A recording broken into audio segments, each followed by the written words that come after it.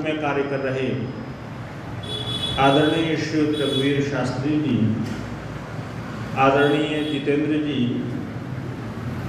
और हमारे इस कार्यक्रम का बहुत सुंदरता से संयोजन कर रहे आदरणीय श्री जितेंद्र सिंगला जी, आर्य समाज के समस्त पदाधिकारी वृंद, धर्म के अभिलाषी भद्र पुरुषों, सम्मान के योग्य मातृशक्ति, समारोह संपन्नता की ओर है। आज प्रातःकाल का थोड़ी सी देर के लिए कुछ चर्चा करूंगा। मैं ये समझ सकता हूं कि आप सब महानुभाव इस इधोड़ में हैं कि कितनी जल्दी यहाँ से खत्म हो और जो सप्ताह भर के काम बचे हुए हैं उन कामों को घर जाकर के पूरा करें। और कई बार हम लोग एक विचार करते हैं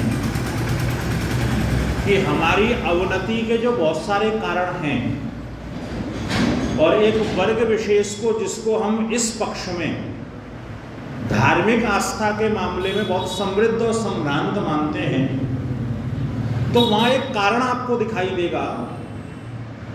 हम अपने कामों को नहीं छोड़ते हैं, हम सत्संग और भगवान को छोड़ देते हैं। तो हमारे साथ परेशानी ये है कि हम काम के लिए भगवान छोड़ देते हैं और उनके यहाँ आप देखोगे ना, वो अपने अल्लाह ताला के लिए सारे काम छोड़ देते हैं। होशंगाबाद के पास में एक जगह है अब्दुल्लागंज, और वहाँ पर जो है प्रिंटिंग प्रेस का बहुत अच्छा काम होता है। कभी आप जाएं वहाँ पर तो 2 बजे आपको सारी प्रिंटिंग प्रेस बंद मिलेगी। और उसका कारण क्या है कि वो उनके नमाज का टाइम होता है। आप ये कहो जी 1 लाख रुपए दूंगा, एक डिजाइन कर दो, वो करने को तैयार नहीं होंगे। तो आप सबसे एक निवेदन करूंगा कि जितना नियुक्त समय है मैं उसी समय में संपन्न करूंगा। तो थोड़ा मन दे करके कुछ चर्चा आप सुन लीजिए और अपनी गतिविधियों को थोड़ा सा रोक लीजिए, और इस भाव के साथ में कि हम वास्तव में सत्संग में बैठे हैं। क्योंकि ये जो बैठना है ना, ये भी बड़ा कठिन काम है। व्यक्ति को आते आते ही आता है, और जिसको बैठना आ गया तो भगवान के रास्ते में चलने का पहला ये साधन है। और मैं तो एक निवेदन किया करता हूं कि कभी आप ये अनुभव करके देखिए। कई लोग एक प्रश्न पूछते हैं कि जी ईश्वर की उपासना करी कैसे जाए। तो मैं उनसे निवेदन करता हूं कि ये उपासना को भी एक तरफ रख दीजिए। पहले एक काम अपने जीवन में करके देख लीजिए कि आप बिना हिले डुले आंख बंद करके कितनी देर तक बैठ सकते हैं। मन को रोकने की बात जाने दो। हम लोग ये कहते हैं ना, संध्या में मन नहीं लगता, भक्ति सत्संग में मन नहीं लगता। ये मन को रोकना तो बहुत कठिन काम है। कोई बच्चा ये कहे कि मैं हवाई जहाज नहीं चला पाता, तो उससे क्या कहेंगे, पहले साइकिल चलाना तो सीख ले। अगर साइकिल चलाना पहले जा जाए तो वो वाला काम तो बात का है। हमारी समस्या क्या होती है, बोले जी मन नहीं लगता। तो पहले आप ये देखो कि आपका ये तन स्थिर हो पा रहा है कि नहीं हो पा रहा है। जब उपासना में बैठना तो पहला काम ये देख लेना कि बिना हिले डुले आंख बंद करके जितनी देर आप बैठ जाएंगे, आपका मन धीरे धीरे उतना ही शांत होना प्रारंभ हो जाएगा। और उसका एक उपाय और कर लीजिएगा कि अपने ध्यान में कुछ शब्दों का उच्चारण करते रहिए। तो शब्दों के उच्चारण करने से क्या होता है, आपके मुंह को भी काम मिल जाएगा और आपके कानों को भी काम मिल जाएगा। तो का शब्द कौन से बोले? क्या दुनिया में जो ये लौकिक शब्द हैं इन शब्दों को बोले? तो का नहीं, शब्द बोलना वो जो पारलौकिक शब्द हैं। तो वो पारलौकिक शब्द कौन से हैं? वो वेद के मंत्र हैं। हम लोग कई बार चौपाई, कई बार दोहा, कई बार जो हमको आता है गुरुजी ने जो दे दिया, ये सारी चीजें नहीं। बोलना है तो वेद का मंत्र बोलिए, और बोलना है तो क्या करना है?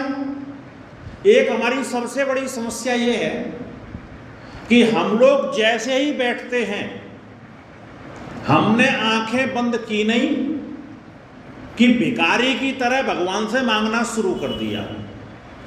भगवान ये दे दो, भगवान ये दे दो। ईमानदारी से सोच के देखना, जैसे ही संध्या में बैठे तो सबसे पहला काम क्या होता है? मांग हमारी शुरू होती है कि भगवान ये दे दो। अच्छा, फिर सोचो, अगर हमारी इच्छा के अनुरूप काम पूरा नहीं होता तो सबसे पहले हम क्या कहते हैं? बोले जी भक्ति करते करते मर गए, और जो लोग करते नहीं उनको बहुत कुछ मिलता है, और हम करते हैं जी हमको कुछ नहीं मिलता। ये तो सब बेकार की चीजें हैं। भक्ति से कुछ नहीं होता है। हमारी इच्छा के अनुरूप अगर मिल जाए तो ठीक है। एक बहुत अच्छे संत हुए, जय कृष्णा उनका नाम था। तो जय कृष्णा के पास एक व्यक्ति पहुंचा और वो कहता है, महाराज मुझे ईश्वर पर विश्वास हो गया। तो उन्होंने कहा, ऐसा क्या हुआ जो आपको विश्वास हो गया? तो वो कहता, विश्वास इसलिए हो गया कि मेरी पत्नी कई दिनों से बीमार थी, डॉक्टरों को रोगी पकड़ में नहीं आ रहा था। तो मैं मंदिर गया और मैंने कहा, भगवान अगर तुम इस दुनिया में हो तो मेरी पत्नी ठीक हो जाए, और अगर नहीं हो तो फिर कोई बात नहीं। और बोले वो डॉक्टरों को बीमारी पकड़ में आई और एक सप्ताह में मेरी पत्नी की छुट्टी होकर घर पे आ गई। तो मेरे को विश्वास हो गया कि भगवान इस दुनिया में है।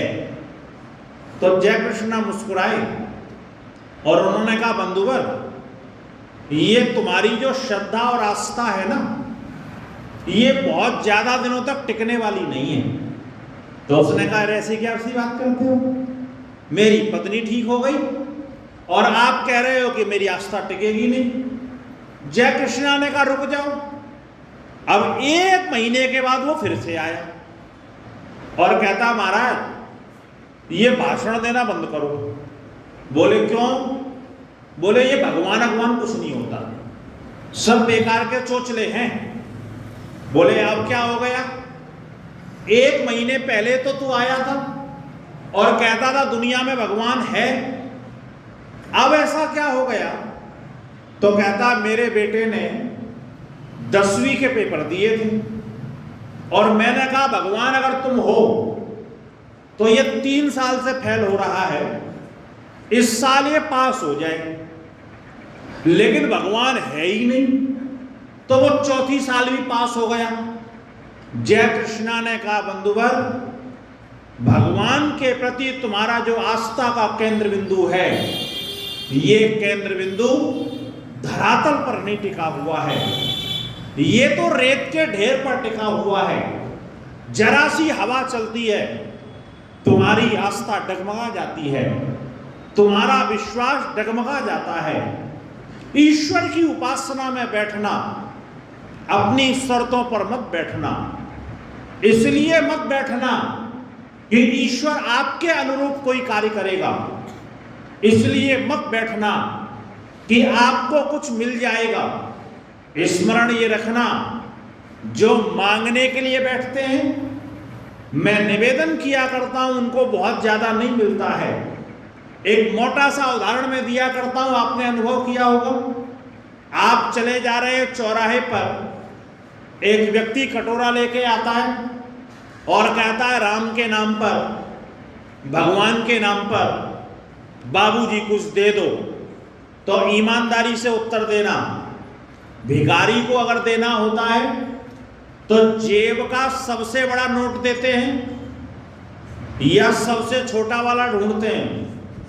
भिखारी के लिए 2000 का नोट किसी ने निकाला है, सबसे छोटा वाला ढूंढते हैं। और कई बार पर्स को पलट करके देख करके कहते हैं भैया खुले नहीं है, आगे देखो।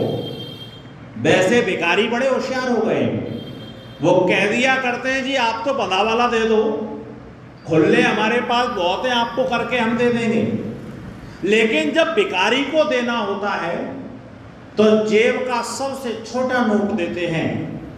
लेकिन आप दूसरा अनुभव करें, प्रातः काल का समय हो, आपका बेटा आपके पास में आए और ये कहे पिताजी मुझे एक पुस्तक लेनी है, मुझे पैसे चाहिए, तो आप उत्तर दे दीजिए। क्या आप अपने बेटे से भी कहते हैं क्या कि मेरे पास खुले नहीं है? जेब का सबसे बड़ा नोट निकालते हैं और बेटे की तरफ बढ़ाते, बोले बेटा ले, जितने में तेरा काम हो जाए अपना काम कर लेना, और अगर बच जाएं तो वापस ला करके दे देना। अब देखिए मांग दोनों की है, भिखारी भी मांग रहा है, आपका बेटा भी मांग रहा है। लेकिन भिखारी के लिए जेब का सबसे छोटा, बेटे के लिए जेब का सबसे बड़ा। कारण क्या है? वो भिखारी बन करके आया है। ईश्वर के पास अगर जाओगे और भिखारी बन करके मांगोगे तो सबसे छोटा लेकर के लौटोगे। तो करना क्या? ईश्वर स्तुति प्रार्थनोपासना का हम पहला ही मंत्र कहते हैं, और मंत्र कहते हुए क्या कहते हैं? विश्वानि देव सवितर, आप सवितर हो, आप सकल जगत के उत्पादक और प्रेरक हो, आप मेरे पिता हो। एक बार स्वीकार करके तो देखो, प्रभु मेरा और तेरा रिश्ता तो पिता और पुत्र का है।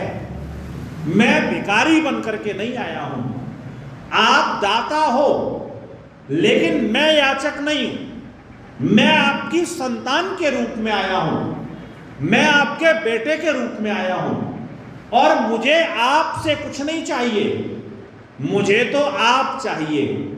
मैं आपसे प्रेम करना चाहता हूं, आपकी संपदा से मैंने बहुत प्रेम कर लिया, और ये आपकी दी हुई संपदा ये मेरे लिए बहुत ज्यादा लंबे समय तक हितकारी नहीं हुई।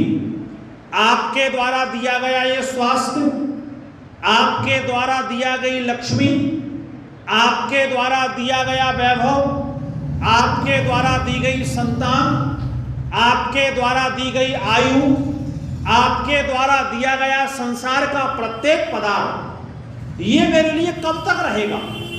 4 अरब 32 करोड़ वर्ष तक। लेकिन उसके बाद भी तो मुझे जीवन में एक नितांत सुख चाहिए। आपने अनार बनाया, मैं खाता हूं, बड़ा अच्छा लगता है, लेकिन कब तक? जब तक मात्रा में खाता हूं, और जैसे ही मात्रा से अतिरिक्त हुआ तो वो मुझे कष्ट देने लगता है। लेकिन मेरे प्रभु मुझे तो वो चाहिए जिसको मैं जितना चाहूं उपभोग करूं। मेरे जीवन के अंदर बस यही निकले कि जो पाना था वो पा लिया, अब पाने के लिए कुछ भी शेष नहीं बचा हुआ है। उसके लिए भगवान के पदार्थों को मत मांगना, ईश्वर को मांगना। तो जब प्रार्थना करो ना, तो वहां पर भिखारी की तरह खड़े मत हो, भगवान ये दो ये दो। और आदमी तो इतना होशियार है, केवल मांगता नहीं, मांगने के साथ साथ कई बार धमकी भी देता है कि अगर दोगे तो पूजा करूंगा, और नहीं दोगे तो दुनिया में बदनाम कर दूंगा।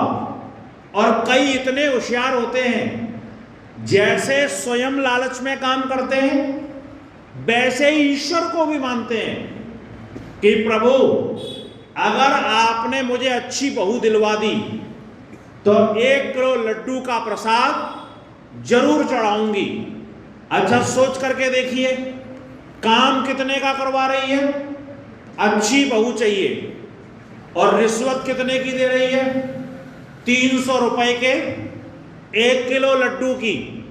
मतलब इतना होशियार ये व्यक्ति हो गया, ये जानता है भगवान को पेवर दूध चढ़ा दो या पानी मिला के चढ़ा दो, और कभी इससे कहो जी पानी मिला के क्यों? बोले वो तो बहुत आशुतोष हैं, तुरंत मान जाते हैं, थोड़े में ही संतुष्ट हो जाते हैं, उनको पता ही नहीं चलता है, भोला भंडारी है वो तो, उसको कोई पता नहीं चलता हम क्या कर रहे हैं। स्मरण ये रखना, उसको तो इतना पता चलता है जितना हमें ना आज तक पता चला है और ना आगे कभी चलेगा। कितना पता चलता है? एक छोटा सा प्रश्न पूछ लूं, हमारी ये आंख की पलकें जब से हम पैदा हुए तब से अभी तक आपने कितनी बार बंद करी और कितनी बार खोली? हम में से किसी को पता है? अच्छा चलो जीवन भर की छोड़ो, एक दिन में कितनी बार बंद करते हैं और कितनी बार खोलते हैं? हम में से किसी को पता है? अच्छा 1 घंटे का कभी हिसाब लगाया हो कि 1 घंटे में कितनी बार बंद करी, कितनी बार खोली? अच्छा कितनी सांसें ली और कितनी छोड़ दी? वेद कहता है दुनिया के लोगों, ये जो आंखों को बंद करना और खोलना, वो परमेश्वर इसकी भी संख्या जानता है कि हमने कितनी बार किया। इसलिए ये तो मन से निकाल देना कि उसको कुछ पता नहीं चलता है, उसको सब कुछ पता चलता है। बस हमको करना क्या है? उसकी उपासना में बैठना। तो उसके लिए कुछ चीजों का निश्चय कर लेना। क्या क्या करना है? वेद कहता उपवरे गिरीणाम संगमे च नदीना धिया विप्रो अजायता। ये 3 काम करना। उपवरे गिरीणाम, पर्वत की कंदराओं में चले जाना। संगमे च नदीना, जहां नदियां बह रही हों, शीतलता हो, मंद मंद समीर चल रही हो, सुगंधित वातावरण हो, वहां चले जाना। धिया विप्रो अजायता, जो बुद्धिमान ब्राह्मण हैं, जो ब्रह्मज्ञानी हैं, जिन्होंने ईश्वर के रास्ते में परिश्रम किया है, जिन्होंने उपासना के द्वारा अपने जीवन के दुर्गुण, दुर्व्यसन और दुखों को दूर किया है, ऐसे लोगों के पास में चले जाना। 3 लोगों के पास में चले जाना। तो लोगों ने कहा महाराज ये कहां तो हम पर्वत ढूंढने जाएंगे, कहां नदी का किनारा ढूंढने के लिए जाएंगे, और कहां योग्य ब्राह्मण विद्वान मिलेंगे? ये तो बड़ा कठिन काम है, हम ये सारे काम कैसे करेंगे? और स्मरण रखना, जिस काम का मनुष्य को साक्षात लाभ नहीं दिखता वो काम आदमी नहीं करना चाहता है। अब भगवान की उपासना का कोई साक्षात लाभ सा प्रारंभ में दिखाई नहीं देता, तो पता है ये क्या होशियारी करता है? इससे जब ये कहो ना कि आप पर्वत की कंदराओं में जाओ, नदी के किनारे जाओ, ब्राह्मणों के पास में जाओ, तो ये कहता है जी ये तो संभव नहीं है, क्योंकि इतनी बात तो जाने दो। आज आप किसी से इतना कह दो ना कि रोज बैठ करके संध्या कर लो, तो आदमी का एक रटा रटाया डायलॉग है, और वो ऐसे कामों के लिए तुरंत ये कह देता है। आप किसी से कहना जी यज्ञ में आ जाओ, आप कहना आर्य समाज में सत्संग चल रहा है जरा होके आते हैं, आप कहना कि जी चलो संध्या कर लें, आप कहना जी वेद का स्वाध्याय कर लें, तो व्यक्ति पता है क्या कहता है? बोले जी यहाँ तो मरने तक की फुर्सत नहीं है, आप कहां कह रहे हो उपासना करने की? ऐसे लोगों से तो मैं कहता हूं कि देखो, जिस दिन मरने का समय आएगा ना, उस दिन हम में से किसी से नहीं पूछा जाएगा कि आज तुम्हारे पास फुर्सत है कि नहीं मरने की। बिना फुर्सत के उस दिन उठा लिए जाओगे। इसलिए उसकी चिंता तो मत करो कि आपके पास मरने की फुर्सत है कि नहीं है। तो करना क्या है, आप अच्छे कामों को जीवन में करें। तो लोगों ने कहा जी वो चाहे जो कुछ हो, लेकिन हम पहाड़ वाड़ में नहीं जा सकते, हम जो है नदी के किनारे नहीं जा सकते, योग्य ब्राह्मण तो मिलना ही मुश्किल हो गया है। तो एक बात सोच करके देखो, खाना तो 56 प्रकार का भोजन चाहिए, लेकिन अगर 56 प्रकार का भोजन ना मिले और अगर कहीं आपके सामने चटनी रोटी आ जाए तो उससे गुजारा अपना करते हैं कि नहीं करते हैं? उससे भी गुजारा करना पड़ता है।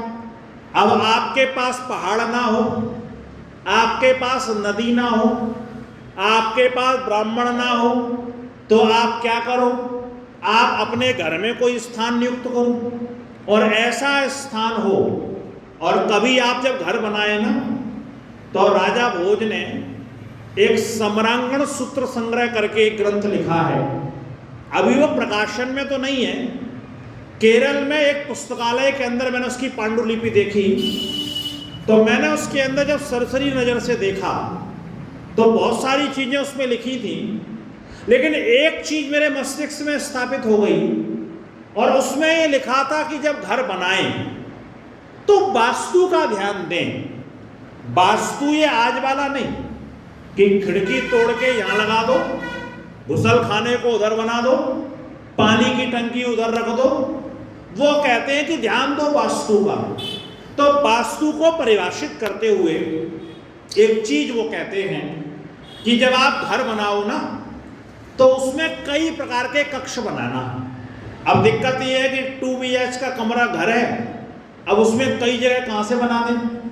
2 ही कमरे, एक में बच्चे हो गए, एक में मियाँ बीवी हो गए, मेहमान आ जाता है तो दिक्कत हो जाती है। लेकिन अगर ईश्वर आपको समर्थवान बनाए और आपके पास व्यवस्था हो, तो वो कहते हैं आपका घर छोटा हो या बड़ा हो, उसमें हर चीज का स्थान नियुक्त होना चाहिए। और स्थान क्या नियुक्त होना चाहिए? बोले आपकी एक सोने की जगह नियुक्त होना चाहिए। अब आप सोने के लिए चाहे कमरा बना लो या कोई जगह नियुक्त कर दो। एक वो कहते हैं कि आपके भोजन करने का जो स्थान है वो स्थान नियुक्त होना चाहिए। और आयुर्वेद तो ये कहता है स्थान के साथ साथ में समय भी आपके भोजन का नियुक्त ही होना चाहिए। अगर आपको अच्छा स्वस्थ रहना है तो वहां पर वो कहते हैं कि आप अपने भोजन का स्थान भी नियुक्त करो। और आगे बढ़कर के कहा कि वार्तालाप, हास परिहास करना है, क्योंकि ये मेडिकल साइंस और मनोविज्ञान ये कहता है कि 24 घंटे में अगर 1 घंटे आप खुल करके हंस लिए, खुल करके हास प्रयास कर लिया, ये भार, ये परेशानी, ये बाधाएं, इन सबको एक तरफ रख करके 1 घंटे आपने अपना जीवन जी लिया, तो आपके जीवन की जितनी दुविधाएं और परेशानियां हैं ये सारी की सारी समाप्त हो जाएंगी। तो एक हंसने का, जहां पर हंसने की जगह हो, तो एक आगे बढ़कर के वो कहते हैं कि कभी आपको अगर लड़ने का मन करे, क्रोध करने का मन करे, तो एक कमरा उसका बना करके रखना। और आपको याद होगा, अगर रामायण आपने पढ़ी होगी, तो कैकेयी जब नाराज हुई थी तो वो दशरथ के पास नहीं गई थी। कहाँ चली गई थी? कोप भवन में चली गई थी। तो वो राजा थे, उनके पास भवन था, अपन एक कमरा कर लें कि जब कभी लड़ने का मन करे ना, तो ऐसे ही तलवारें मत खींच लो, उस जगह पे जाके बैठ जाओ और ये कहो कि जो लड़ना होगा। तो हमारे पुराने लोग भी जब लड़ते थे ना, तो कैसे लड़ते थे? बोले आजा मैदान में। वो हर कहीं नहीं लड़ पड़ते थे, मैदान ढूंढते थे। तो घर में एक लड़ने की जगह भी बनाओ कि जब लड़ना होगा तो यहां लड़ेंगे, पूरे घर में हर कहीं नहीं लड़ेंगे। तो उससे होगा ये कि जब सब चीजों की जगह निश्चित होगी तो उसके साथ में एक चीज वो कहते हैं कि आपकी उपासना का, आपकी भक्ति करने की जगह भी एक निश्चित हो। और मैंने ये अनुभव किया कि आप किसी एक स्थान पर बैठ करके आप अगर लंबे समय तक साधना करते हैं तो उस स्थान का जो वातावरण है वो उस प्रकार का बन जाता है। आप घर में लंबे समय तक जहां क्रोध करेंगे वहां जाते आपको स्वभावतः क्रोध आना शुरू हो जाएगा। तो आप अपने घर में एक स्थान नियुक्त कर लें। पर्वत ढूंढने नहीं जा पा रहे, कोई बात नहीं। नदी आपको नहीं मिल रही, कोई बात नहीं। आपको योग्य ब्राह्मण नहीं मिल रहा, कोई बात नहीं। आप अपने घर में एक स्थान नियुक्त करें, बस वहां ध्यान ये देना है वायु का आवागमन हो, सूर्य का प्रकाश पहुंचता हो और उसके साथ साथ में शांति का वातावरण हो। वहां बैठ करके आप उपासना करें और आप कहेंगे जी फिर योग्य गुरु, उसके लिए आप शास्त्र पढ़ लें, आपको कुछ नहीं मिलता। तो ऋषि दयानंद ने एक बहुत छोटा सा ग्रंथ लिखा है जिसका नाम है आर्या विविनय। उसमें ऋषि ने यजुर्वेद के और ऋग्वेद के लगभग 55 मंत्रों की व्याख्या करी है।